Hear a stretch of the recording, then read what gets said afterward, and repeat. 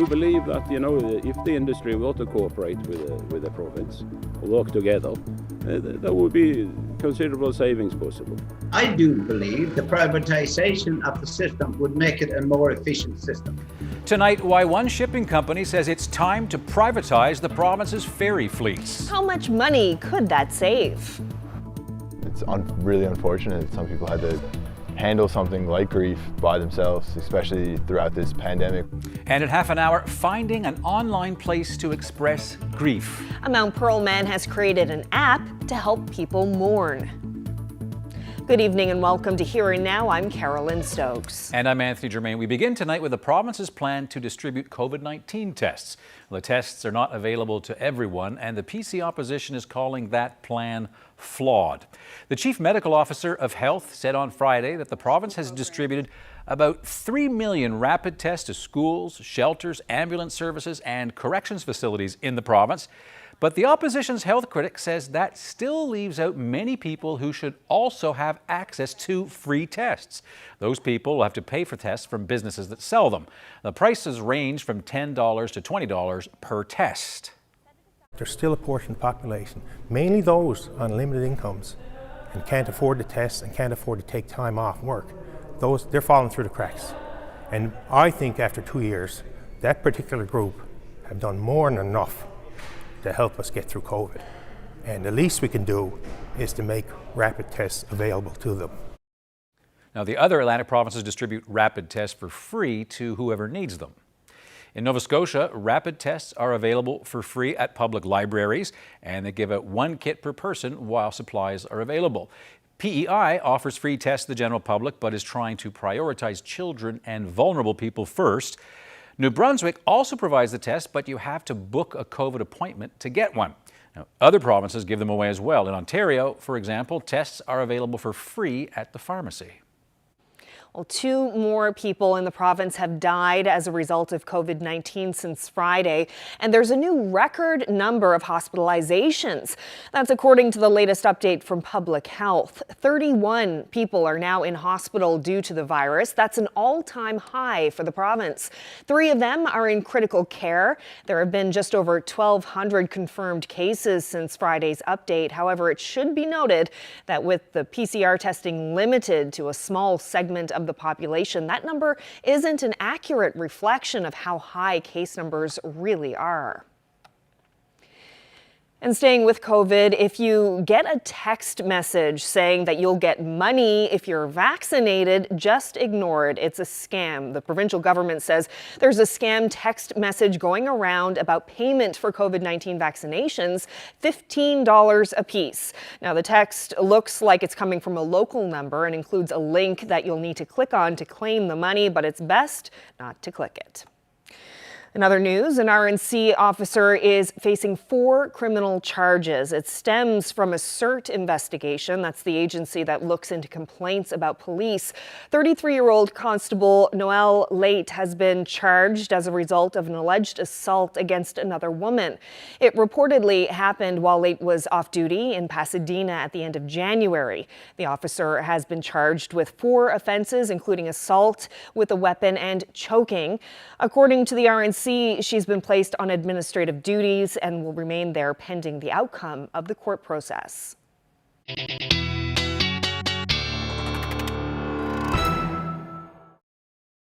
Well, time for a look at the weather forecast. I'm filling in for Ashley today. Let's start with a look at the weather on the way headlines. Well, Sheila's brush seems to be affecting some parts of the province, particularly in Labrador, where it's very snowy, very windy, especially in southeastern Labrador, as well as on the northern peninsula. And that's going to continue for another little while. And we have some freezing rain on the northeast coast expected there tonight. Here's a look at some of the warnings that are in place. Freezing rain warning for the northeast coast of the island, blowing snow for the northern peninsula, and a winter storm warning for the coast of Labrador. And you can see this snow will continue to spin and spin and spin until Wednesday. So I'll get into all of those details about amounts a bit later.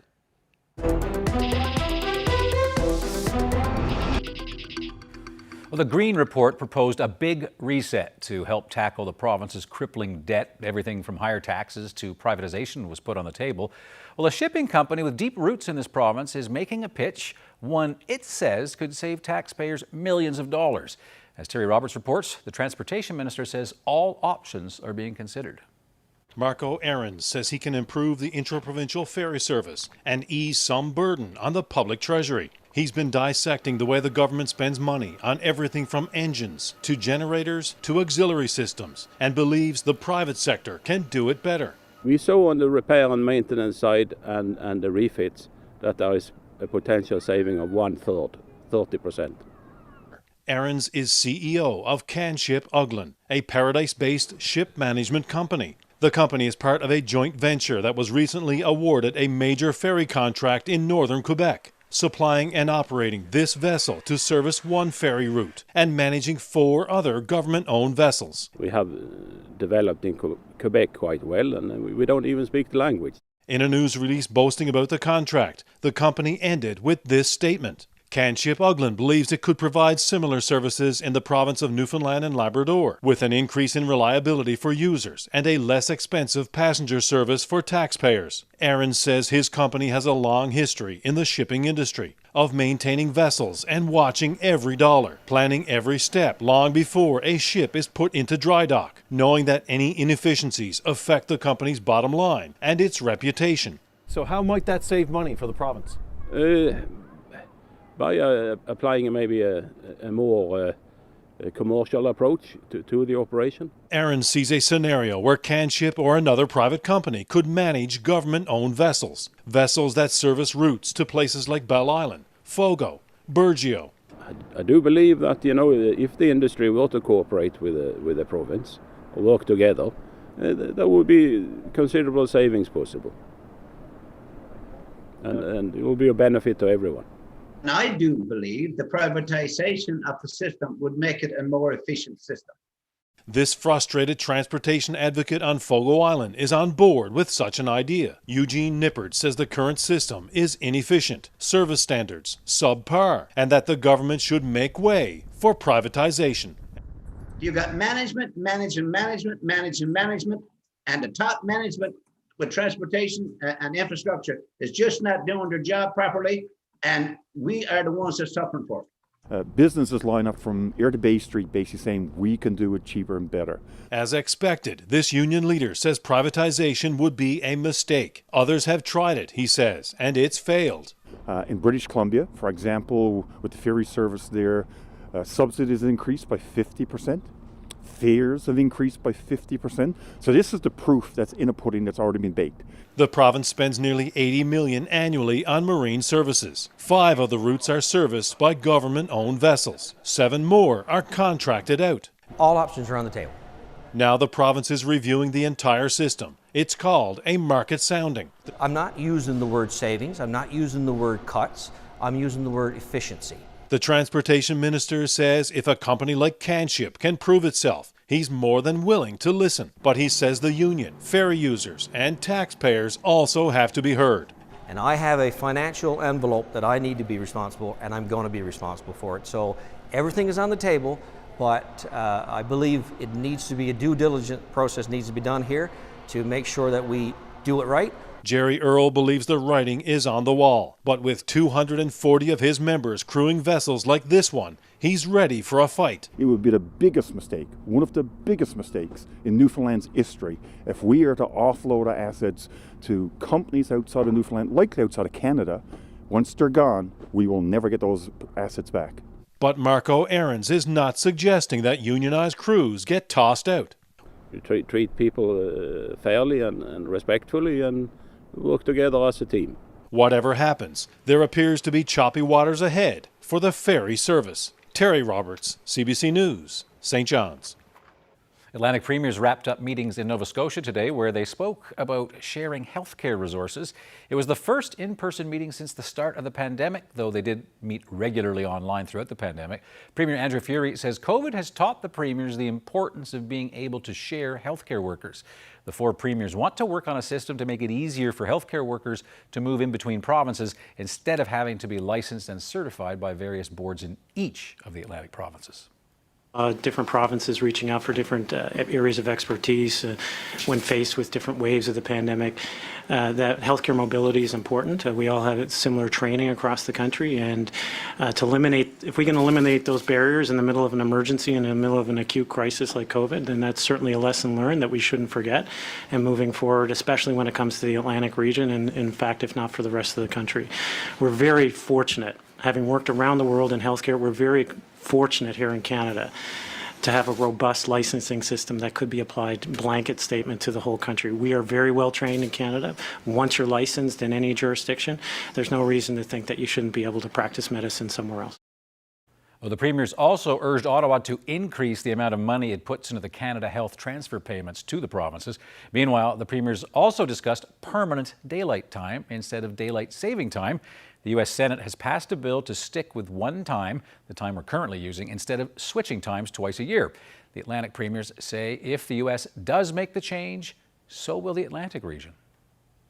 I think it's wise that we reflect and wait for the United States, certainly the Eastern Seaboard, to make a decision. It would be, I think, irresponsible from a business perspective, certainly, and quite chaotic if we weren't aligned with the Eastern Seaboard in particular.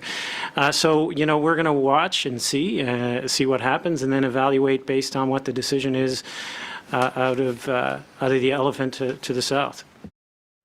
Well, that bill still has to be passed by the House of Representatives before U.S. President Joe Biden can sign it into law. And some other Canadian provinces have already said they will also follow the U.S.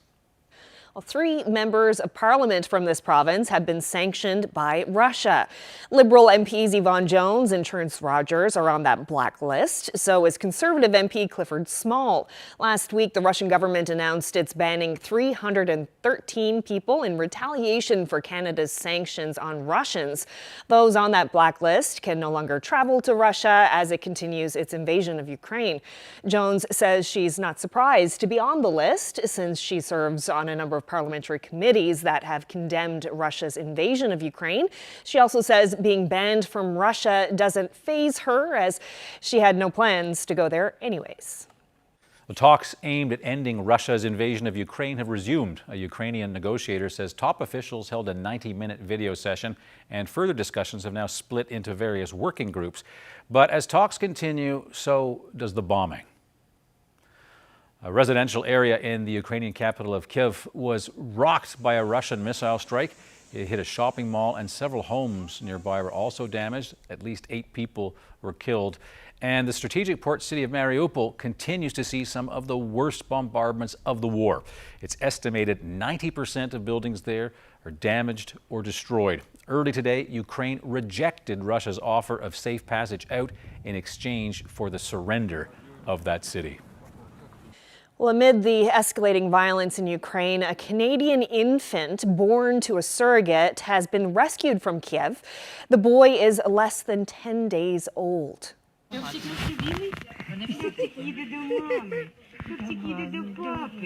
Oh my goodness.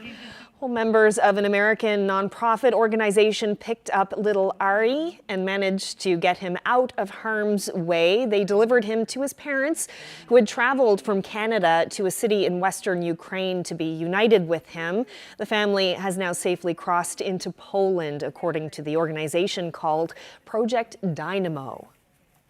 A rally was held in downtown St. John's yesterday demanding more rights for migrant students and workers. The rally was organized by the provincial chapter of Migrant Students United.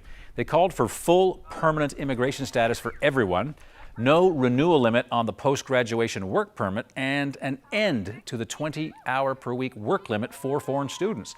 The group also wants equal access to provincial health care. Speakers shared their personal experiences as newcomers to raise awareness about the barriers that many immigrants face in the province. We need solidarity, we need allies, we need the government to start talking about it. We need to demand it from the government. So that is the only way, is that if everybody is aware about these issues that migrants go through. A lot of people here today didn't even know about the 20-hour work limit on study permits, and they were surprised to hear about it. So it's actually, the simple answer is raising awareness about these issues that migrants go through. That is the first step. Well, several other provincial organizations joined in the rally, including the Anti-Racism Coalition and the Federation of Labor. Well, Anthony, some big news for Team Gushue and its fans. Yeah, Brett Gallant is leaving Team Gushue after this season of curling wraps up. Yes, the PEI native had been living in Newfoundland and Labrador for the last 10 years and has been with Team Gushue for 4 Brier wins, as well as last month's Olympic bronze in Beijing. Brad Gushue says while there are no hard feelings, finding Gallant's replacement could be challenging. Gushue says under the curling residency rules, only one team player can reside out of province, and well, as many people know, Jeff Walker, he lives in Alberta. Yeah, and according to the skip, there are no local players who could replace Gallant.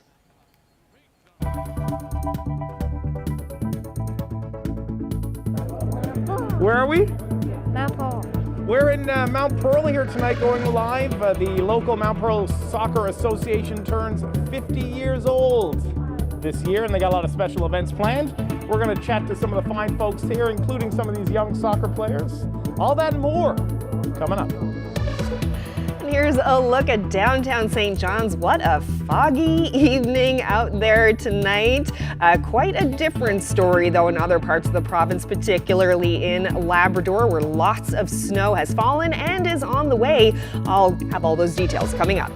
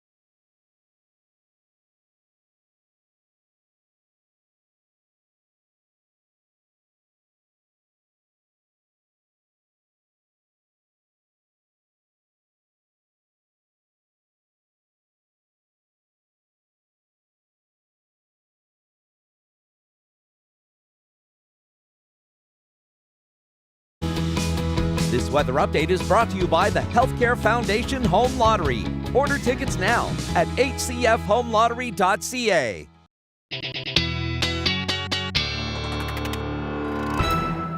Well, time for a look at the weather forecast. We're going to start with current temperatures, pretty mild on the island at the moment. 1 degree in St. John's, -1 in Gander. Pretty much the whole island hovering around the freezing mark. And that's going to play a role when it comes to some of the warnings that we have in place on the northeast coast of the island. For Labrador, temperatures below 0. Churchill Falls looking at -5 at the moment and -1 in Cartwright. So lots of weather on the way. We do have a freezing rain warning in place for parts of the northeastern part of the island. So it's going to be pretty wet there tonight, depending on where the temperature falls. If it's above 0, it'll be more rain. Below 0, you'll see more freezing rain. So you'll want to watch your step if you're heading out, if you're in that area tonight. We do have this blowing snow advisory for the northern peninsula and for Labrador right up along the coast. A winter storm warning. That area is going to see between 30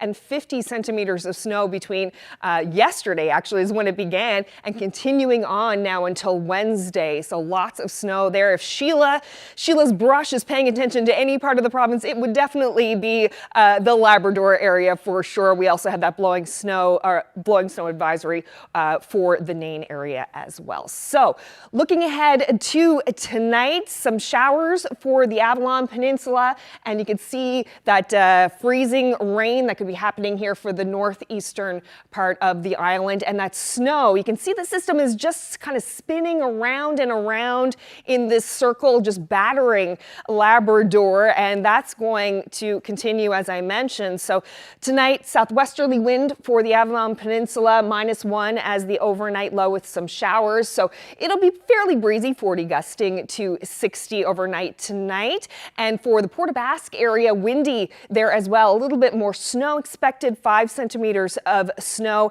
and that intensifies as we head up along the coast, 5 to 10 centimeters for the Port au Choix, St. Anthony area, and winds will be pretty strong there tonight as well. So for the Straits, Cartwright, Mary's Harbour, about 5 to 25 centimeters of snow in the overnight hours, strong winds there as well, and some lighter snow, about 5 centimeters for the Nain area overnight tonight, and temperatures cooling off as we head towards the western portion of Labrador. Looking ahead to the daytime on Tuesday, that snow continues, that spinning pattern continues. Some snow for the west coast and some cloudy skies for the Avalon. Could see a little bit of sunshine, could see a few flurries in the St. John's area, but those winds will stay fairly strong, gusting upwards of 70 kilometers an hour. Marystown looking at about 2 centimeters of snow, so some light flurries for that area, as well as the Clarenville area. Continuing on through central, 1 degree, so still hovering around that freezing mark.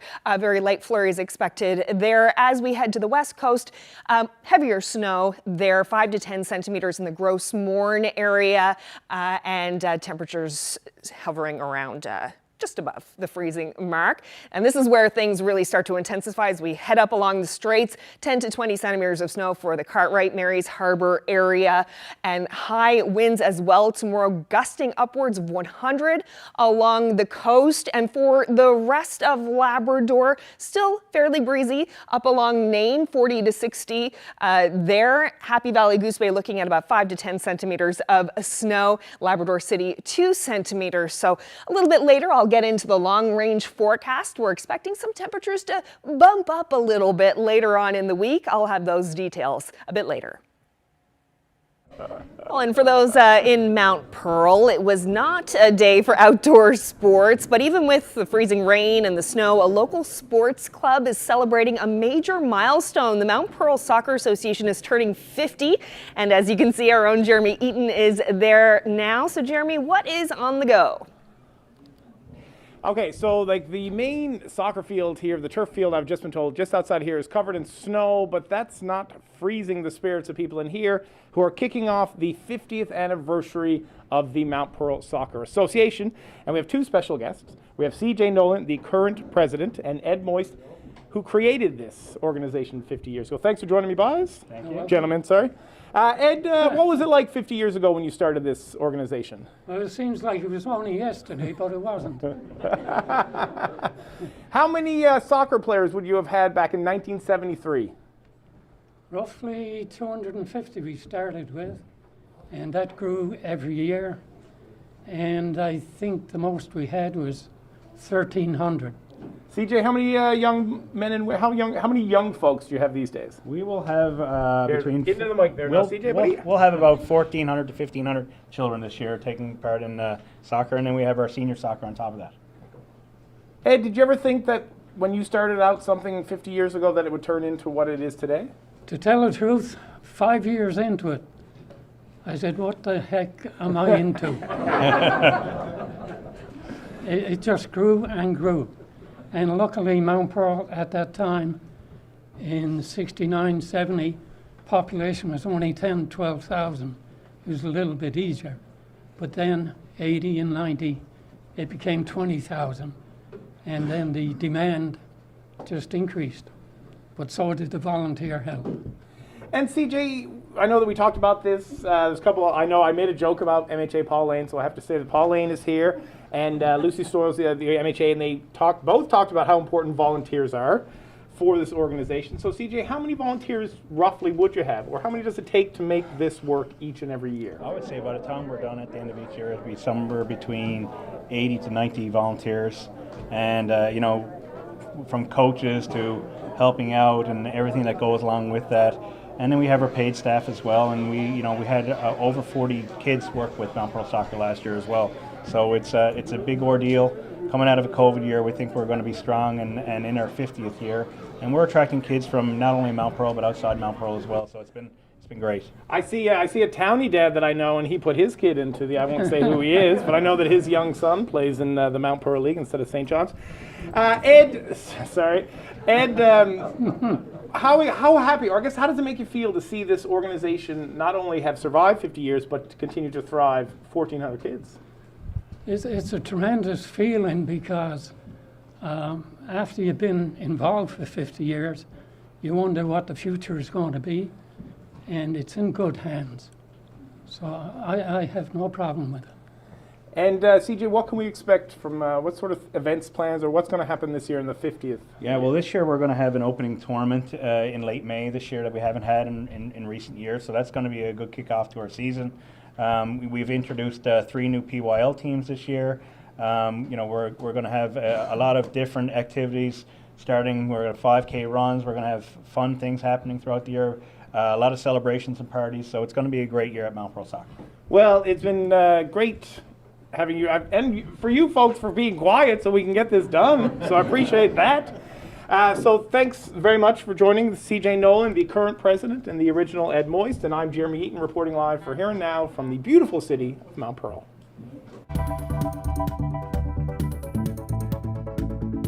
It's really unfortunate that some people had to handle something like grief by themselves, especially throughout this pandemic, which threw in its own curveballs and its own difficulties. He created an app to help those who feel alone. For those suffering, grieving, or looking for someone to listen. Chrissy Holmes meets the man behind the Talk to Me app just ahead.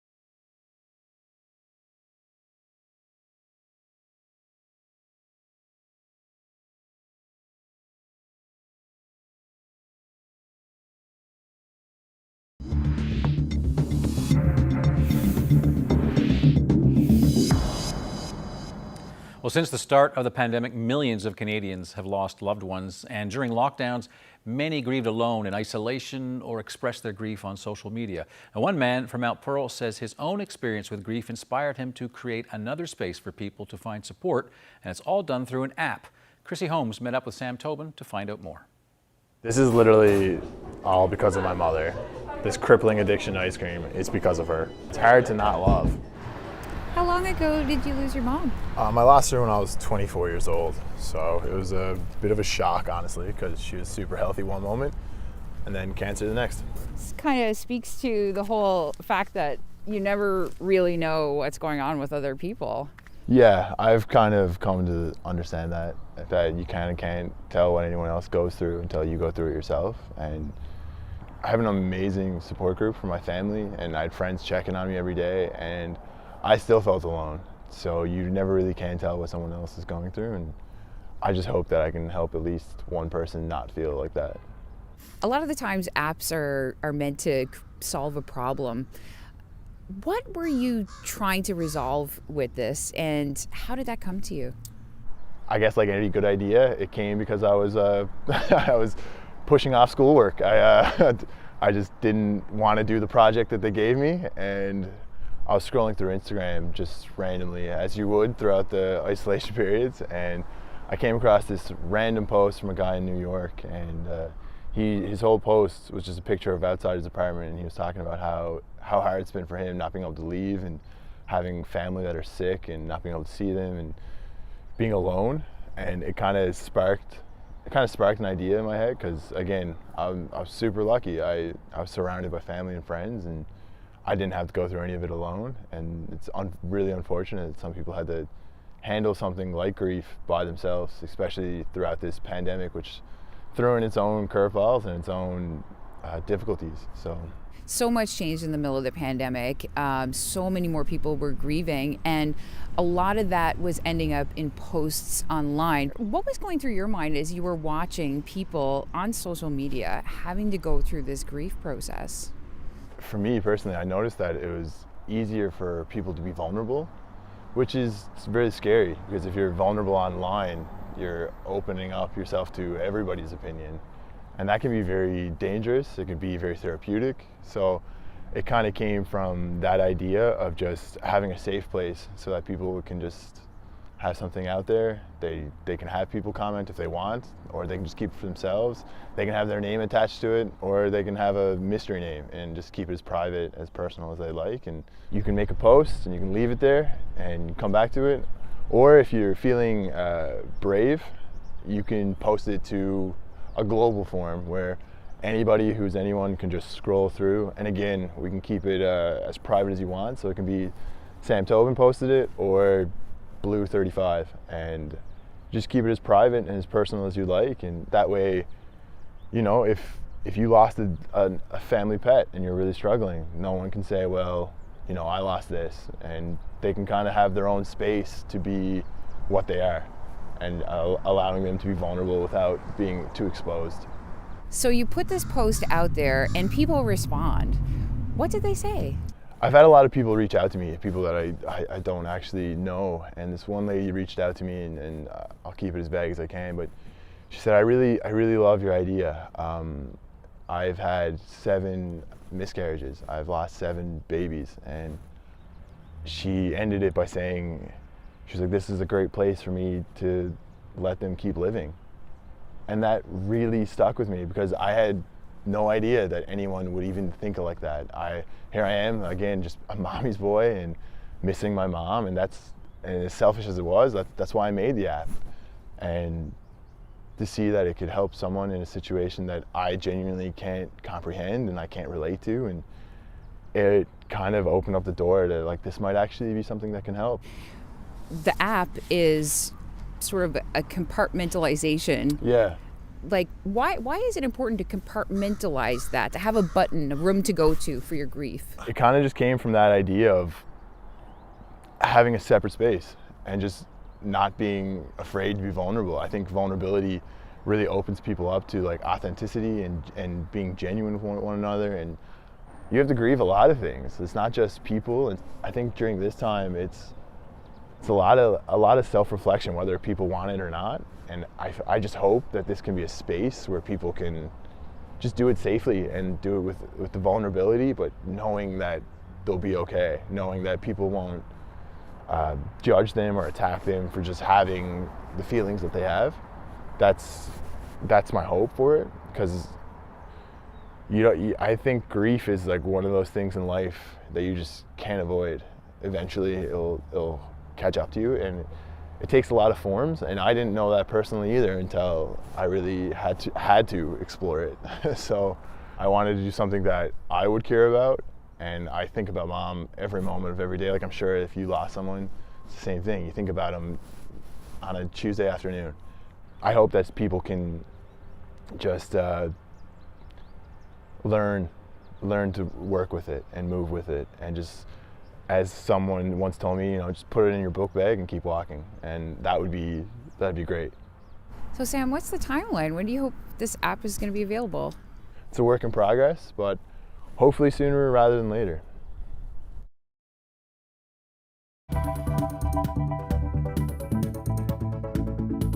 The amount of pushback that I had, I could have just said, forget it. If you have a goal and if you have a vision, stay the course. For decades, Dolores Mullings has been dedicated to human rights, pushing back against anti-Black racism. Just ahead on Herstory, meet Munn's head of equity, diversity, and inclusion.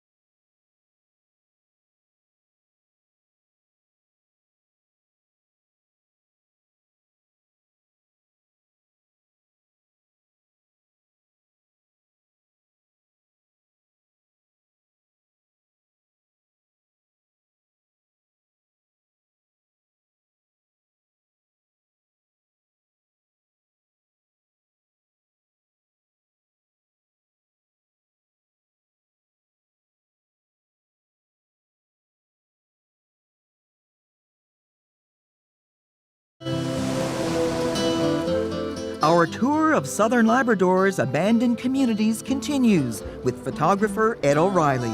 Sunday at 11:30 and Monday at 7.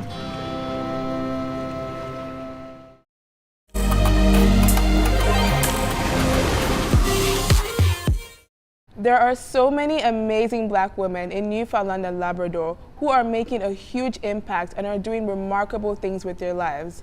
I wanted to get their best piece of advice and find out about the experiences that have shaped them into who they are today, in hopes to inspire and empower others. Dr. Dolores Mullings is the Vice Provost of Equity, Diversity and Inclusion at Memorial University of Newfoundland, and she brings decades of human rights experience to the province and far beyond. She focuses in the areas of anti-Black racism, decolonizing post-secondary education, and human rights policies, just to name a few. Thank you so much for meeting with me today. I would love to get to know a bit more about you. Let's start by talking about your new position as Vice Provost. What does that entail? This new position that I'm in, I took it up in August. I'm a little over a semester in the position. It's the Vice Provost, Equity, Diversity, Inclusion, and Anti-Racism. And I'm charged with providing the leadership for Memorial University to transform our campuses so that Memorial University is a place for everyone, where everyone feels accepted and where they can thrive no matter who they are, what race they are, what sexual orientation they are. It's intended to be a place where everyone can thrive. To be honest, I was born for this job, and I've been preparing for this job all my life. I just did not know it. So could you tell me a bit more about your life experiences that led you to become who you are today? So I have a background in anti-violence, the anti-violence movement, where I did my what I call trench work in hostels, shelters, and sexual assault centers, working with people that were obviously experiencing sexual trauma of various kinds, trafficking and abuse or assault at home from intimate partners or family, and that included children and parents as well. Is there any connection between your experience with your family and did that instill any values in you that made you decide to go into that line of work? So we were taught from a very early age that we have a responsibility to help people, to help our communities, and to help families, whether they were blood or non-blood. You know, I can't say that I had any particular trauma within my own family that said go and work in a shelter, but I definitely knew and was inspired by the teachings of my grandparents, particularly my grandmother, that I had to contribute. Like every one of the grandchildren had to contribute in a significant way to our families and to our communities. So I came here in 2009. I came with my then 14-year-old. But when I came here, I felt somewhat discouraged. I came and was really prepared to stay. I sold my house, I bought a house here, I was packed up and came. And then I came and, I was without my family, without my community, didn't have friends. The transition was tricky for lots of reasons. It was difficult for my daughter as well, a young Black woman coming of age. People talked about her hair, they touched her hair, they said things that suggested that she wasn't a real Canadian and, called her different kinds of names. So it was difficult for me as a Black woman, mother, but also I experienced a tremendous amount of racism, as did my daughter, and there was not a lot of place to talk about it. There was no one taking it up. What is some advice you would give to anyone listening today who is greatly inspired by the work you've done?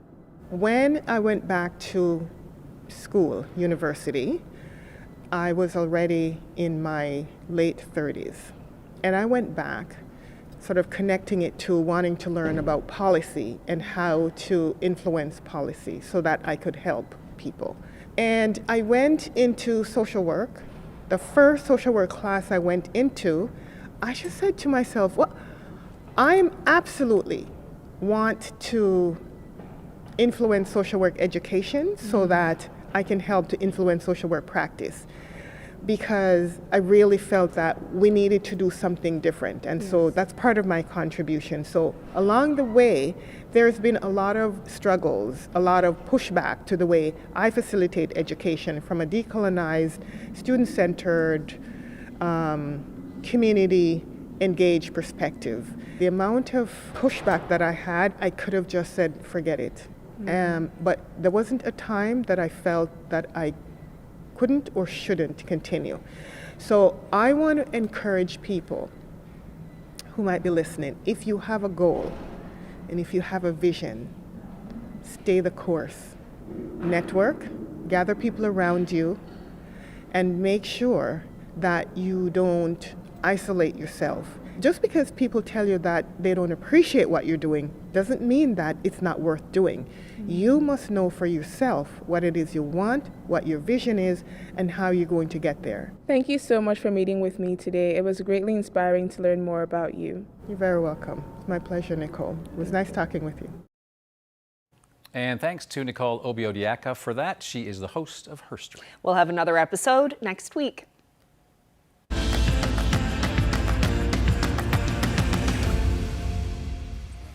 Okay, well, let's go back to Mount Pearl now. The Soccer Association, their group kicking off its 50th season. As you know, here now's Jeremy Eaton is there with some young soccer players, I believe. Jeremy? Yeah, the young man right here just said he's really nervous. And I said, man, I'm really nervous. We haven't been out live in the field in a long, long time. It's true. Now, we just heard Mayor Dave Aker just spoke, and one of the things that they talk about is, you can see it on the jerseys of these young folks here, youth first. And that's probably one of the most important things. So all the volunteers and all the help of all these people in the room have allowed for these young people to play soccer. So we want to meet a few of them. So just give me, what's your first and last name? Zurich Batterson. And Zurich Batterson, what position do you play? It depends on forward or on goalkeeper. Well, it doesn't mean anything to me. Are you in the net or you're not in the net? In the net or not in the net? Not both. in the net. You're both. Yeah. And who's this? Is this your little brother? Yeah. And what's your name, little fella?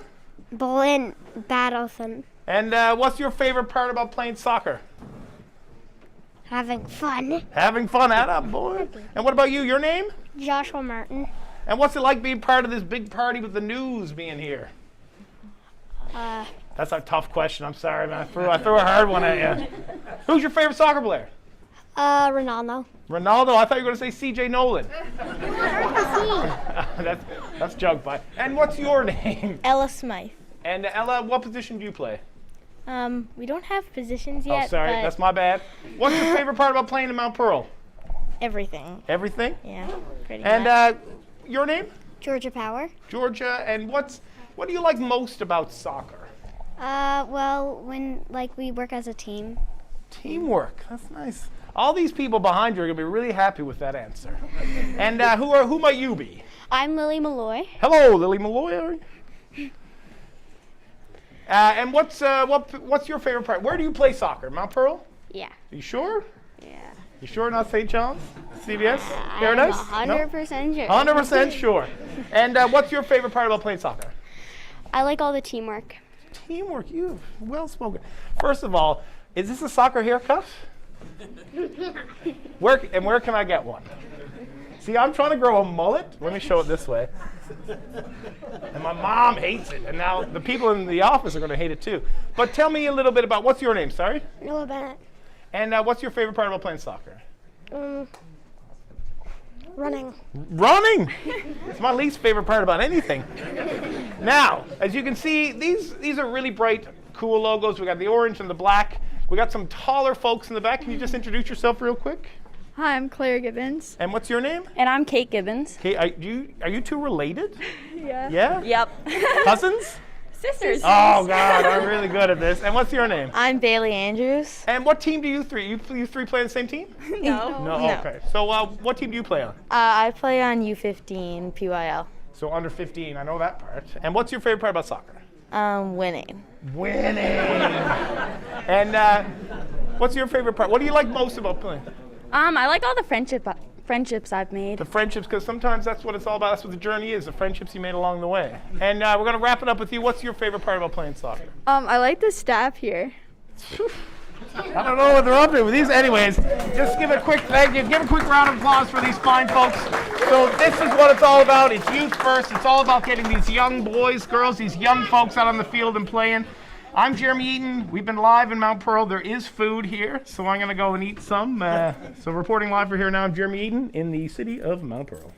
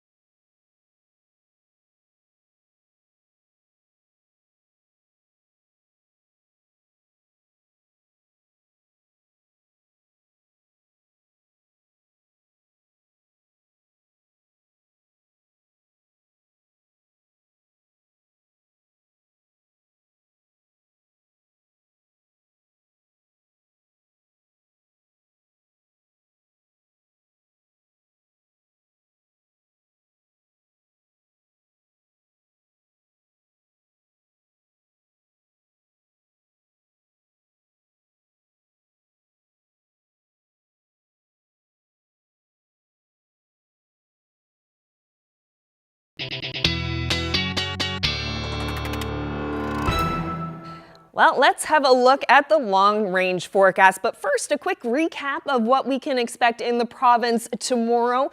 Some strong winds in the east, southwesterly 40 gusting to 70 for the St. John's area. 2 degrees, could see some flurries. Also a little bit of sunshine tomorrow. 0 for Marystown with about 2 centimeters of snow expected there. And Port aux Basques, expecting about 5 centimeters of snow, and really the entire island temperatures hovering around the freezing mark, just above. As we head into Labrador, the snow will continue there tomorrow with strong winds and northeasterly gusting upwards of 100 along the coast in the Cartwright area and along the straits. And that snow will continue, about 10 to 25 centimeters of snow, really 30 to 50 over the next few days there. And looking ahead now to Tuesday night into Wednesday. You can see the snow just continuing once again, as I mentioned earlier, that circular pattern that's happening with the system, just bringing more and more snow to the southeastern portion of Labrador. And on Wednesday, some snowfall expected there for parts of the island and some cloudy skies, some flurries for the St. John's area on Wednesday, 1 degree as the high. Corner Brook looking at some flurries as well, 3 degrees there, and St. Anthony 1 with some flurries. So lots of flurries happening on the island on Wednesday, and starting to clear for parts of Labrador, but continuing the heavier snowfall there in the southeastern portion. So looking ahead now to Thursday, things start to clear off for Labrador. Could see some sunshine. We say goodbye to that system that was bringing all the snow to Labrador. St. John's looking at 0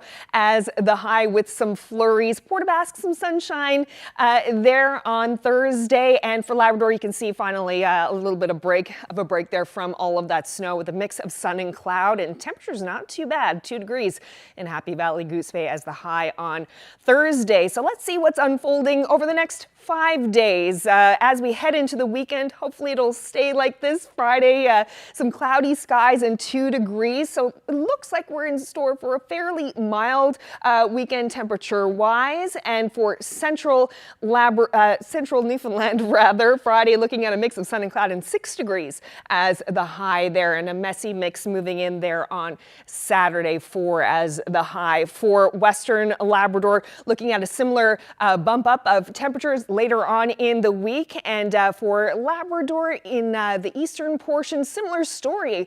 Mix of sun and cloud on Friday with 4 degrees as the high.